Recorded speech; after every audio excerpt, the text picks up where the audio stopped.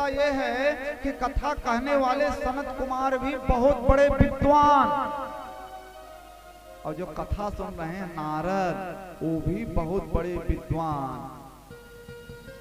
बहुत सुंदर कथा होगी। श्री भागवत पीयूष पानाय रसलम्पटाः धावन्तोऽप्याययोः सर्वे प्रथमं ये च वैष्णवाः। जो भागवत की कथा के रस रसिक हैं उनको रस लंपट बोलते हैं। जिनका मन भगवान की कथा में लगा रहता है, ऐसे भगवान के जो भक्त हैं वो लोग कथा सुनने के लिए चल पड़े। और कितने वैष्णव जो थे भगवान के भक्त दौड़ते हुए जा रहे थे। तुम कहे कहाँ कहे जा रहे हैं? कथा सुनने दौड़ते हुए कथा। धावन्तो प्याययो सर्वे, सब कथा सुनने के लिए गए। और कौन कौन गया? भृगुर्वसिष्ठ चमनश्च गौतमो मेधातिथिर्देवलदेवरातौ रामस्तथा गाधिसुतश्च साकलो मृकण्डपुत्रात्रज पिप्पलादाः योगेश्वरौ व्यासपराशरौ च छायासुको जाजलजन्मुख्याः। भृगु जी, वशिष्ठ जी, चमन जी, गौतम जी, मेधातिथि जी, देवल, देवरात, परशुराम, विश्वामित्र, साकल, मार्कंडे, दत्तात्रेय, पिप्पलाद, योगेश्वर, व्यास, पराशर, जाजल, जन्नू, इतने बड़े बड़े महात्मा सब कथा सुनने के लिए। और भी जितने बड़े बड़े महात्मा थे अपने अपने पुत्रों के साथ, अपने अपने शिष्यों के साथ, अपनी अपनी धर्म पत्नियों के साथ बड़े प्रेम से वहां कथा सुनने के लिए आए। वेद आए, वेदांत आए, उपनिषद, तंत्र, मंत्र, 17 पुराण, 6 शास्त्र, सब मूर्तिमान होकर के वहां कथा सुनने के लिए आए। गंगा आदि नदियां भी कथा सुनने के लिए आई, पुष्कर आदि तीर्थ भी कथा सुनने के लिए आए। सारी दिशाएं, दंडक आदि वन, देवता, गंधर्व, दानव सब कथा सुनने के लिए चल पड़े।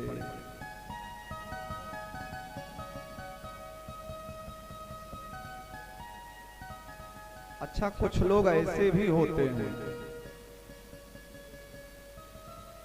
जो कथा सुनने नहीं आते हैं। कुछ किसी को आलस्य लगता रहता है कि क्या जाएं कथा सुनने। और बहुत लोग तो ऐसे होते हैं, एक जगह गए थे कथा कहने, जब हम टहल रहे थे तो एक बुजुर्ग दादा मिले, बोले शुक्ला जी बहुत सुंदर कथा आप कहते हैं, बहुत सुंदर आप कथा कहते हैं। हम तो कथा सुनने नहीं आए, लेकिन वहीं से अपने यहाँ अयोध्या में, इधर सुल्तानपुर इत्यादि में, अमेठी में भी पहुड़े पहुड़े कहते हैं, पहुड़े पहुड़े कथा सुनत रहे महाराज। बहुत पहुड़े पहुड़े माने लेट करके। हमारे प्रतापगढ़ में क्या कहते हैं लेटने को? ओलरे ओलरे सुनत रहे महाराज। हम कहे दादा हमारे पूरी कथा ही आप चौपट कर दिए। कहता है हम कहे कहीं लेट करके कथा सुनी जाती है, ऐसे सब ओलरे ओलरे कथा सुनेंगे तो वहां पांडाल में कौन आएगा? देखिए, कथा के पांडाल में आकर के कथा सुनने से कथा का प्रभाव 4 गुना और ज्यादा बढ़ जाता है। देवताओं का दर्शन हो गया, भागवत जी का दर्शन हो गया, भगवान के भक्तों का दर्शन हो गया, तो कथा का पुण्य और ज्यादा बढ़ जाता है। और पता लगा इसी तरीके से सब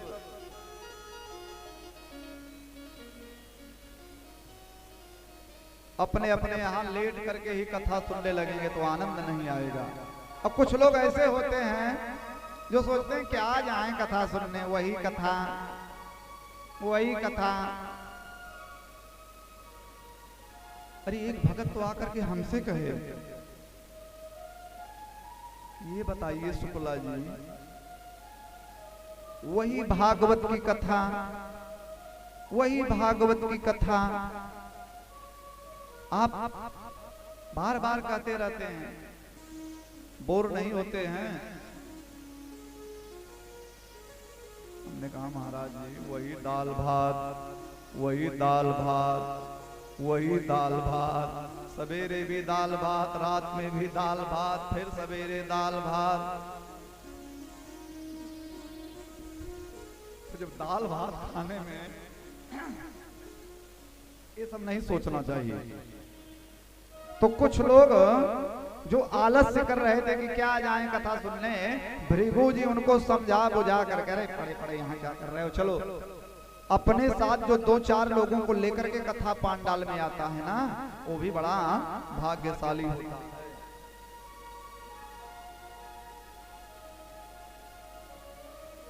गुरुत्वा तत्र नायातान् भृगो संबोध्य चानयत।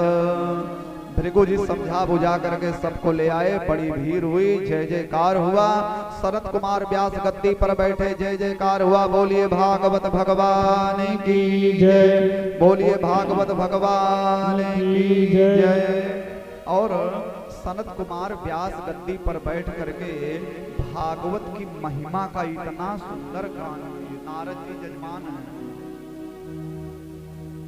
और आवाहन किया, हे भक्ति माता, नारद जी ने, हम आपके निमित्त कथा सुन रहे हैं, आप जहां कहीं हो आ जाओ। भक्ति माता वहां पर आ गई हैं, लेकिन किसी को दिखाई नहीं पड़ रही है।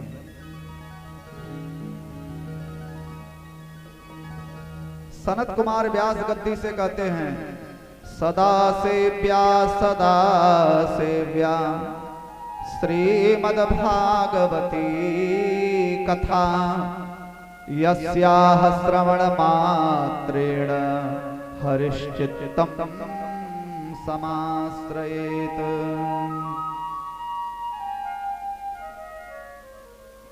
भागवत की कथा हमेशा सुनना चाहिए, हमेशा सुनो, हमेशा सुनो।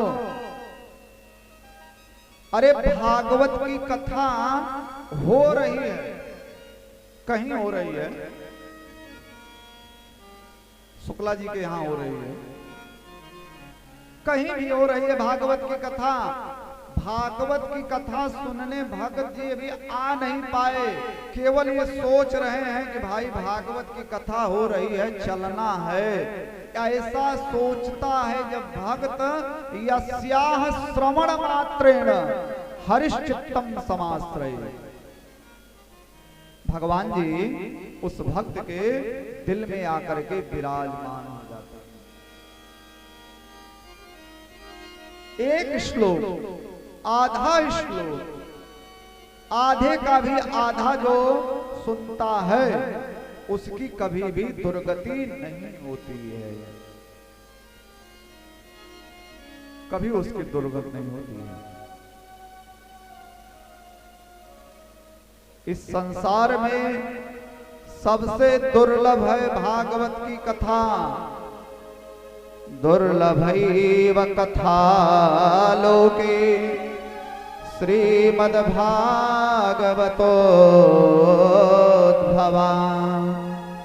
कोटि जन्म समुत्थेन पुण्येनैव तु लभ्यते। जब करोड़ों जन्मों का जब पुण्य उदय होता है ना, तब भागवत की कथा। अब आप कहेंगे महाराज आजकल तो हर जगह कथा हो रही है, यूट्यूब पर, फेसबुक पर, टीवी में, तमाम बड़े बड़े महात्मा लोग सब कथा कर रहे हैं, लेकिन आप उसमें ध्यान दीजिएगा, कथा तो बहुत होती रहती हैं, लेकिन बस वही हम भी यूट्यूब में बहुत महात्माओं की कथा सुनते हैं, बस गिने चुने 2 ही 4 व्यंजन हैं, हिया राजा हुआ रानी, हिया कहानी।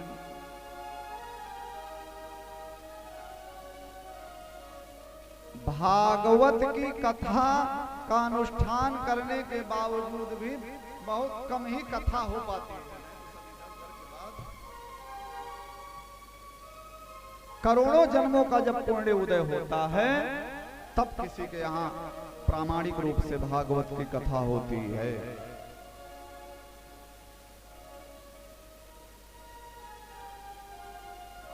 इतनी सुंदर भागवत की महिमा का गान किए, इतनी सुंदर कथा सुनाए कि आश्चर्य हो गया। एवं नगाः श्रवणोरुधर में प्रकाश्यमाने ऋषिभिः सभायाम् आश्चर्यमेकं समभूत्तदानीं तदोच्यते संसृणु सौनकत्वम्। व्यास गद्दी पर बैठ करके सनत कुमार जिस समय भागवत की महिमा का गान कर रहे थे, एक बहुत बड़ा आश्चर्य हुआ। सौनकाद ऋषि कहे कि आश्चर्य हुआ महाराज? बोले हाँ सुनो। भक्ति देवी, वो जो भक्ति अभी तक रो रही थी, भक्ति सुत तरुणो गृहीत्वा प्रेमैक रूपा सहसा विरासीत्। श्री कृष्ण गोविंद हरि मुरारी नाथेति नामानि मुहुर्वदन्ति। भक्ति माता अपने दोनों बेटे ज्ञान और वैराग्य के साथ तरुण हो गए, ज्ञान और वैराग्य कथा सुन करके, और भक्ति देवी कथा के पांडाल में प्रकट हो गई और श्री कृष्ण हरे मुरारे कहते हुए कीर्तन करने लगे। भक्ति कीर्तन करने लगे।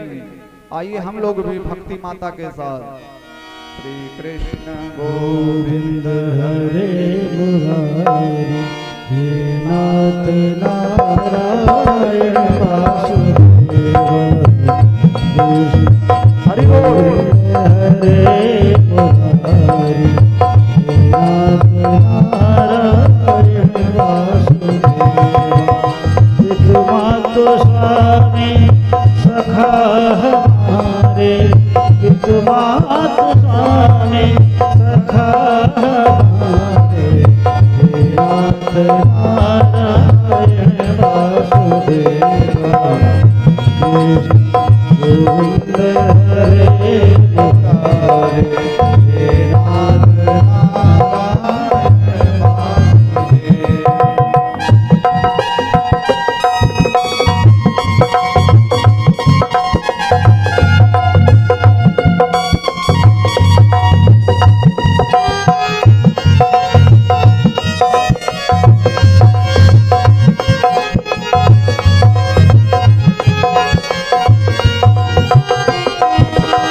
गोपाल मेरी यह प्रार्थना है, गोपाल मेरी यह प्रार्थना है, भूलू ना मैं नाम कभी तुम्हारा, भूलू ना मैं नाम कभी तुम्हारा।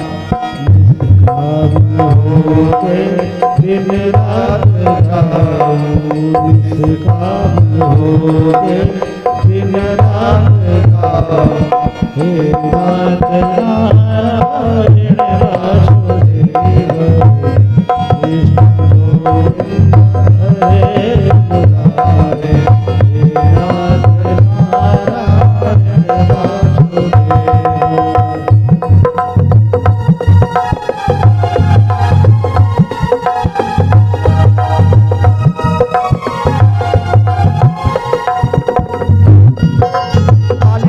देवा।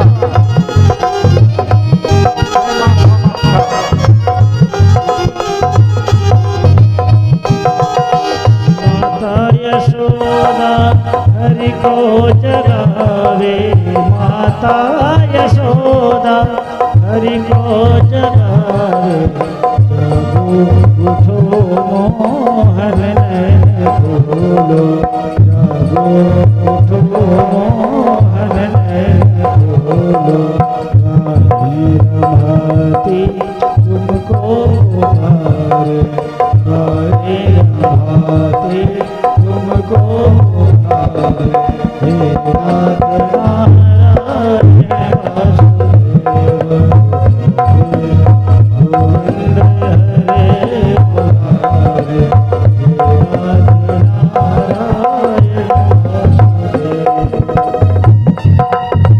हरि बोल, जय हो।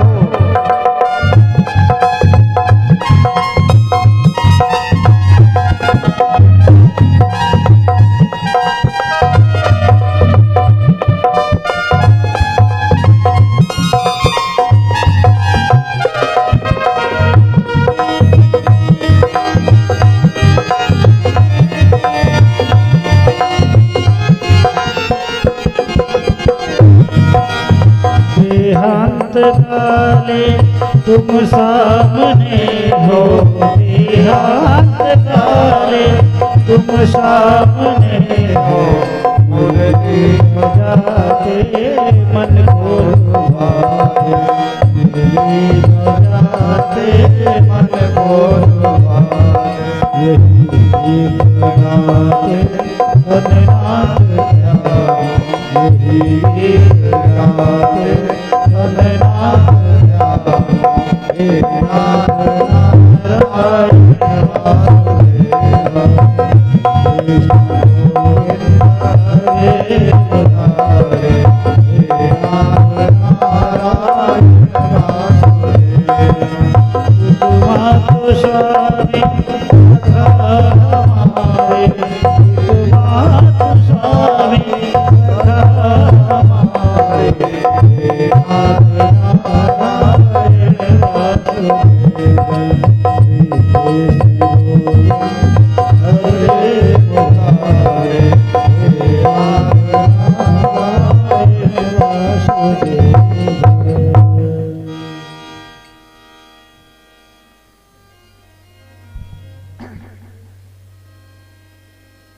प्रेम से बोलिए जय मां कामाख्या। श्री कृष्ण गोविंद हरे मुरारे कहते हुए भक्ति माता प्रकट हो गई। तमाम महात्मा लोग बैठे थे कथा में। सूत जी सौनकाद ऋषियों को कथा सुना रहे हैं। ताम चागताम भागवतार्थ भूषा, सुचारु वेशां ददृशुः सदस्याः। कथं प्रविष्टा कथमागतेयं, मध्ये मुनीनामिति तर्कयन्तः। मध्ये मुनीनाम इति तर्कयन्तः। एक महात्मा, एक मुनि दूसरे मुनि से कहने लगे, ए भैया ये देवी कौन? हम महात्माओं के बीच में ये देवी कहां से आ गई? कानाफूसी करने लगे। इति तर्कयन्तः, ये सुंदरी कहां से आ गई? सनत कुमार व्यास गद्दी से बोले, ऋषियों चिंता ना करो, ये भक्ति माता हैं। भक्ति माता कथा के प्रभाव से अपने दोनों बेटे ज्ञान और वैराग्य के साथ में प्रकट हुई हैं। भक्ति बोली, नारद तुम बहुत अच्छे हो, सनत कुमार तुम बहुत अच्छे हो,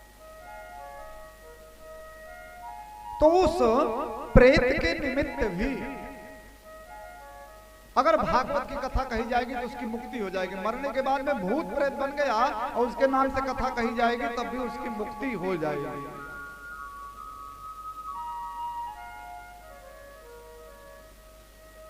अगर आदमी 7 दिन तक किसी सतपात्र से भागवत की कथा सुन लेना तो उसके जीवन में जरूर परिवर्तन।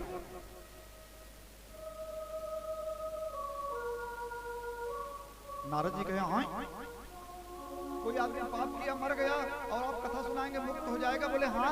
बोले कैसे? तो बोले सुनो, मैं एक कहानी सुनाता हूँ, आप लोग भी कहानी सुने भागवत की। और ये एक कहानी नहीं है, ये किस्सा नहीं है, ये सनत कुमार नारद को बता रहे हैं।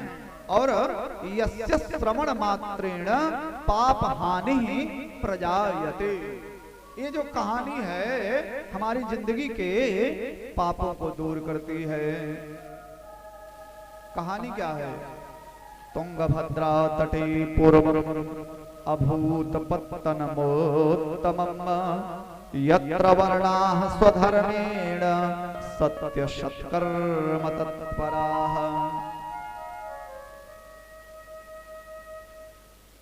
जैसे देखिए हम लोगों का ये 6 लाइन यहाँ से गई है, अब बगल में बड़ा सुंदर गांव है इक्का ताजपुर। ऐसे ही कोई तुंगभद्रा नदी है और तुंगभद्रा नदी के किनारे एक बड़ा सुंदर गांव है और गांव का नाम है उत्तम नगर, अभूत पत्तन उत्तमम। लगभग सभी जात बिरादरी के लोग इस गांव में रहते हैं। आप लोग ध्यान से सुनिएगा, क्योंकि यस्य श्रवण मात्रेण, ये जो कहानी है इससे पाप दूर होते हैं। सभी वर्णों के लोग रहते हैं, ब्राह्मण क्षत्रिय वैश्य शूद्र सभी जात बिरादरी के लोग रहते हैं। और इसी गांव में, इसी तुंगभद्रा नदी के किनारे उत्तम नगर जो गांव है, इसी गांव में एक पंडित जी रहते हैं जिनका नाम है आत्मदेव।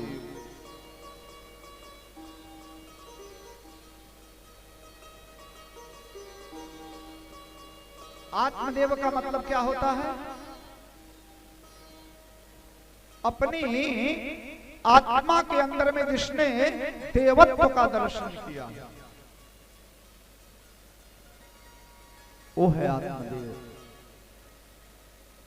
बहुत विद्वान है आत्मदेव, सर्व वेद विशारदः, श्रौत और निष्णात कर्म के बहुत बड़े जानकार हैं।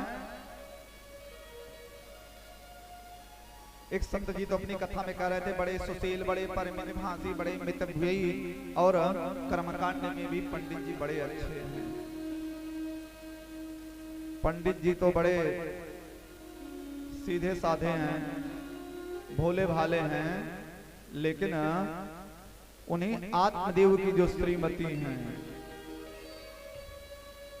धर्म पत्नी, अरे नमो बड़ा विचित्र है उनका, धुंधुली।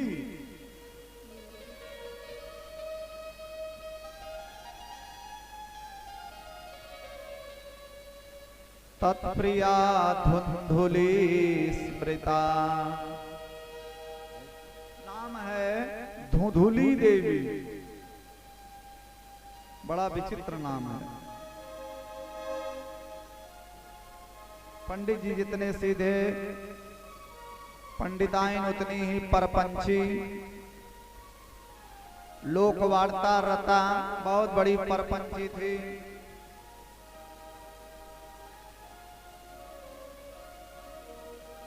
पंडित जी बेचारे अपना चले जाएं कर्मकांड इत्यादि कराने और पंडिताइन दिन भर यही परपंच करें,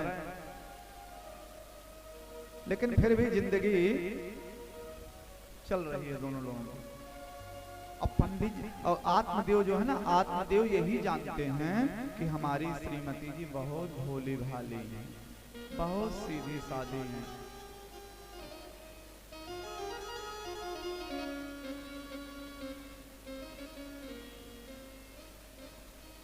लेकिन जीवन में एक कमी रह गई, दोनों के कोई संतान नहीं है। अब तो समाज वाले भी बोली बोलने लगे। अच्छे पड़ोसी तो बड़े भाग्य से मिलते हैं। एक दिन ये सीधा साधा ब्राह्मण समाज के तानों से तंग आ गया और सरोवर के किनारे जाकर के फूट फूट करके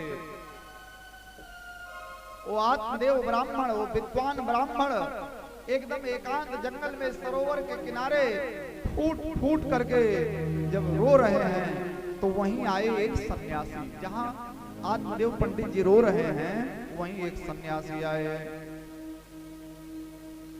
देखे कोई ब्राह्मण है, हालात कमा रहा है।